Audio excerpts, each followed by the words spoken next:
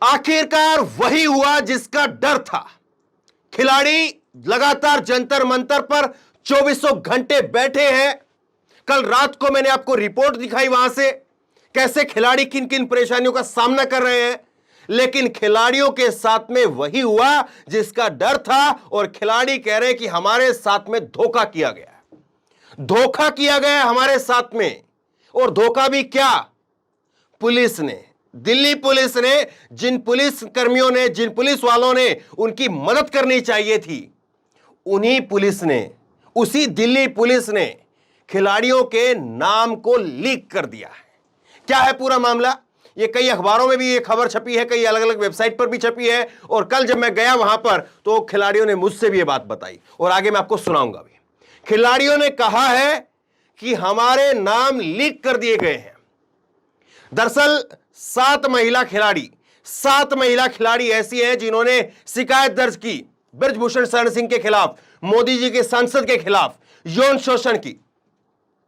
और उस पर एफआईआर तो हुई नहीं, उल्टा यह हुआ कि जिन जिन महिला खिलाड़ियों ने शिकायत दी है उनके नाम निकाल करके उस सीलबंद लिफाफे से, और वो नाम निकाल करके वो नाम पहुंचा दिए गए जहां पर नहीं पहुंचाने चाहिए थे। और वहां से अब खिलाड़ियों का यह कहना है कि बृजभूषण और दूसरे जो उसके और जो साथी हैं उसके द्वारा उन खिलाड़ियों के परिवार वालों को धमकी दी जा रही है। जो 7 महिला खिलाड़ियों ने शिकायत दर्ज की है, उन 7 महिला खिलाड़ियों के घर पर लोग जा रहे हैं, फोन जा रहे हैं और उनको धमकियां दी जा रही है, उनको लालच दिया जा रहा है कि किसी भी तरह से तुम अपना नाम वापस ले लो। और यही जो है, देखिए सुप्रीम कोर्ट में कल मामला जरूर गया, लेकिन सुप्रीम कोर्ट ने 28 तारीख का समय दे दिया कि 28 तारीख को दोबारा सुनवाई करेंगे, मामला गंभीर है। लेकिन 28 तारीख तक ऐसा लग रहा है कि बृजभूषण शरण सिंह और उसके गुट की यह कोशिश है कि किसी भी तरह से या तो जो 7 नाम है वो 7 के 7 नामों में से ज्यादातर जो नाम है उनको बाहर करवा दिया जाए, या एक जो लड़की उनमें नाबालिग है कैसे भी करके वो नाबालिग का नाम निकलवा दिया जाए। और नाबालिग का नाम अगर निकल गए शिकायत में से तो फिर पोक्सो का मामला नहीं बनेगा, और पोक्सो का मामला नहीं बनेगा तो केस बहुत हल्का हो जाएगा। हालांकि वैसे भी यौन शोषण के आरोप पर सीधी गिरफ्तारी होगी, इसमें कोई दो राय नहीं है, और होनी चाहिए। हालांकि पहले ही एफआईआर होकर के अब तक तो गिरफ्तारी करके जेल की सलाखों के पीछे होना चाहिए था, लेकिन सरकार है, क्या करेंगे। सरकार को वोटों की चिंता है, उत्तर प्रदेश में निकाय के चुनाव हो रहे हैं अब। लेकिन जो सबसे बड़ा डर था खिलाड़ियों का वही हो गया है। खिलाड़ियों का डर यह था कि उनके नाम को निकाल करके कहीं ना कहीं जो है उनके ऊपर प्रेशर बनाने की कोशिश होगी। और यही बात जो है खिलाड़ी कह रहे हैं कि पैसे दे करके, डरा करके, धमका करके कहा जा रहा है कि आप अपना नाम इस शिकायत में से वापस ले लीजिए। और यह काम किसके सहारे पर हुआ? यह काम पुलिस के सहारे पर हुआ। पुलिस अगर वो नाम नहीं देती, पुलिस में जो है ऐसे जो केस होता है, यौन शोषण का जब केस होता है और जब 7 महिला खिलाड़ी एक साथ होकर के आरोप लगा रही हैं, तो वो नाम सीलबंद लिफाफे में रखे जाते हैं। उन नामों को ऐसे ही नहीं है कि बाहर कोई पर्चे पर लगा दिया कि फला फला आदमी ने जो शिकायत दर्ज की है, गुप्त रखे जाते हैं वो नाम। लेकिन वो नाम निकाल करके वहां पर पहुंचा दिए जहां पर नहीं पहुंचाने चाहिए थे। अब इससे बड़ा दुर्भाग्य और क्या होगा? और ये दुर्भाग्य उन खिलाड़ियों का नहीं है, ये दुर्भाग्य देश का है कि ऐसा नकारा निकम्मा सिस्टम, ऐसी नकारी निकम्मी सरकार वो इन खिलाड़ियों के भरोसे आई है। इन खिलाड़ियों को वो नकारा निकम्मी सरकार का जो है वो सामना करना पड़ रहा है। कमाल की बात है किस तरह से जो है कैसी राजनीति खेली जा रही है, आप सोच नहीं सकते हैं। आप जरा एक बार थोड़ा सा सुनिए खिलाड़ियों से। जब रात को मैंने बात की वहां पर जाकर के, और मैं रात में इसीलिए गया था कि रात को जाकर के देखूं कि सच में खिलाड़ी वहां पर सोते भी हैं या केवल जो है दिन में आते हैं। क्योंकि बहुत सारे बार जो है बीजेपी के कहते हैं ना कि बीजेपी के जो संबित पात्रा और तमाम लोग कि ये तो यहां पर जो है अपना मस्ती के लिए आए हैं। जैसे कोई भी विपक्ष का नेता हो या कोई भी उनके खिलाफ आवाज उठाए, उसको इसी तरह से दरकिनार कर देते हैं कि तो फोटो अपॉर्चुनिटी के लिए आए, फोटो खिंचवाने के लिए, पॉपुलैरिटी के लिए, नाम के लिए, शोहरत के लिए आए। लेकिन रात को भी वो खिलाड़ी वहीं थे, वहीं पर सोते हैं, वहीं पर खाते हैं, वहीं पर नहाते हैं।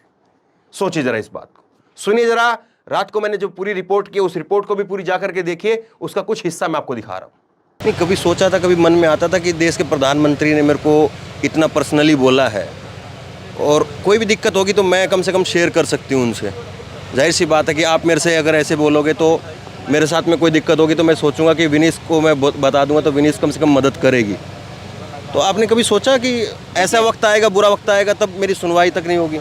नहीं, बिल्कुल नहीं सोचा था। हम तो सोचते थे कि इतना मान सम्मान हमें दे रहे हैं, जब बुलाते थे तो ऐसा लगता था कि मतलब हम ही हैं देश के कोहिनूर और सब कुछ।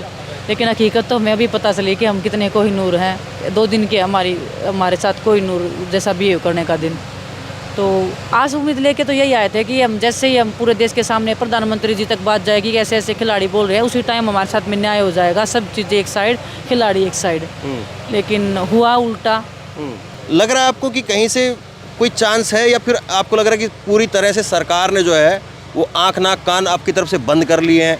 स्वतंत्र भारत में हम रहते हैं, इतने महान स्वतंत्रता सेनानी जितने जिन्होंने देश के लिए बलिदान दिया, ऐसे हिंदुस्तान नहीं बना था। उसी के खून मिट्टी से हम पैदा हुए हैं।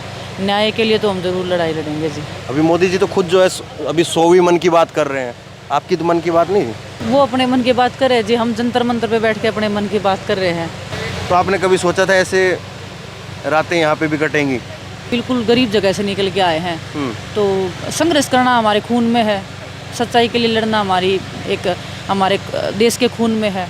क्यों जो है वो आपकी जो मांग है या एफआईआर तक नहीं हो रही है? यूँ मान लो कि वो रूलिंग पार्टी का मेंबर है, इसलिए थोड़ा स्ट्रॉन्ग है, इसलिए एफआईआर नहीं हो रही है।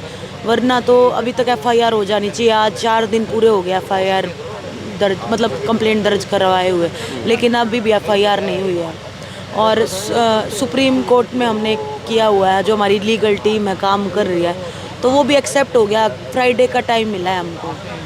तो इधर से सुबह नहाने वगैरह का कैसे करते हैं आप लोग? जैसे अभी से बताते हैं, अभी तो जैसे खाना आ जाएगा कहीं से भी, फिर खाएंगे, फिर सो जाएंगे। सोन तो कैसे गए, मतलब न्यू ही चली जाती है कि हाँ नींद आ जाती है, नहीं भी आती है। फिर सुबह उठ के थोड़ा सा फ्रेश वगैरह हो लेते हैं यहाँ पे। फिर यहाँ एक कमरा है, उसमें नहाए आते हैं बारी बारी करके। बस फिर सारा दिन फिर समर्थन करने वाले आते हैं, बैठे रहते हैं यहाँ पे, उनसे बातें करते हैं, ऐसे ही चलता है सारा। बस यही साइकिल चल रही है। तो आपको उम्मीद है कि जिस तरह से अभी यहाँ पे जो है वो टेंट लगा, व्यवस्था बनी, तो ये सारी चीज़ें होने से प्रेशर पड़ेगा? देखो, प्रेशर तो पड़ना ही चाहिए। कि प्रेशर क्या, उनको खुद ही समझ में आ जाना चाहिए कि हम कोई झूठ की लड़ाई नहीं लड़ रहे, हम सच्चाई की लड़ाई लड़ रहे हैं। हाँ जी। अब सवाल ये है, किस मुंह से मोदी जी, उनके सांसद, उनकी सरकार, उनके समर्थक, उनके भक्त, उनके अंधभक्त कैसे, किस मुंह से बेटी बचाओ बेटी पढ़ाओ की बात करते हैं? यह बेटी बचाने का तरीका है। पहली बात तो यह है कि सरकार उनके साथ खड़ी नहीं हुई। दूसरी बात यह है कि वो अपने बलबूते पर पुलिस प्रशासन के द्वारा कुछ करवाना चाहती हैं, तो भी इतनी उनकी हिफाजत नहीं हो रही है कि उन नामों को कम से कम जो है वो लीक ना किया जाता। लेकिन वो नाम लीक कर दिए गए। इससे बड़ा उन खिलाड़ियों के साथ में और विश्वासघात क्या होगा?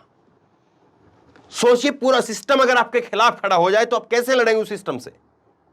यह सबसे बड़ा जो है सवाल बन गया है। तो बहरहाल इस वीडियो को शेयर कीजिए, लोगों तक पहुंचाइए, क्योंकि अब ये खिलाड़ियों का जो केस है, ये खिलाड़ियों का जो पूरा मसला है, ये पब्लिक सपोर्ट से बचेगा। अगर लोगों की सपोर्ट इसके साथ में रही, जैसे किसान आंदोलन के ऊपर बहुत बार इसी तरह से जो है वो लांछन लगाए गए, बहुत बार बहुत सारी चीजें कही गई, लेकिन लोग उसके साथ में मजबूती से खड़े रहे, डटे रहे, और किसान आंदोलन ने आखिरकार मोदी जी को माफी मंगवा दी थी। अब लोग अगर इसके साथ में आएंगे तो ठीक है, वरना हो सकता है कि कल को बजरंग पुनिया की, विनीश फोगाट की, साक्षी मलिक की, किसी के साथ में कोई फोटो दिखा करके ना जाने क्या जो झूठा प्रचार दिखा दिया जाए कि देखिए हुड्डा जो है वो इनको ऐसे पैसे दे रहे हैं, ये फला नेता जो है वो ऐसे पैसा दे रहा है, फला नेता ने जो है ये सेटिंग की है, ये बात हुई है, वो बात हुई है, ऐसे वैसे कुछ भी चल सकता है। अब ये पूरा का पूरा जो मामला है, देखिए इन खिलाड़ियों ने माफ़ी मांग ली, इन्होंने जो पीछे गलती की उसकी माफ़ी मांग ली, कि विपक्ष के नेताओं को नहीं आने दिया उसकी माफ़ी मांग ली। अब ये खिलाड़ी क्या करें? और कोई जाहिर सी बात है, इतना बड़ा इल्जाम किसी के ऊपर झूठा लगा नहीं सकता है, और इतनी बड़ी संख्या में लोग लगा नहीं सकते हैं, और वो भी सरकार का जो सबसे आप कहें कि उत्तर प्रदेश के अंदर सबसे बाहुबली जो सांसद है उसमें गिनती होती है, उसके ऊपर आरोप है। सोचिए जरा इस बात को। तो शेयर कीजिए इस खबर को, लोगों तक पहुंचाइए, बहुत जरूरी है सही बात जल्दी लोगों तक पहुंचे ताकि लोग इन खिलाड़ियों के बारे में कुछ सोचें। आप क्या सोचते हैं नीचे कमेंट बॉक्स में लिख करके मुझे जरूर बताइए। इस वीडियो को खूब शेयर कीजिए और इसी तरह की तमाम खबरों के लिए ऑनलाइन न्यूज इंडेक्स सब्सक्राइब कीजिए, साथ में जो बेल आइकन है घंटी उसको जरूर दबाइए ताकि जैसी कोई खबर अपलोड करें उसकी नोटिफिकेशन सीधे सबसे पहले आपको मिल सके। धन्यवाद। इस खबर को अभी लाइक करें, शेयर करें, अभी चैनल को सब्सक्राइब करें और घंटी जरूर दबाएं।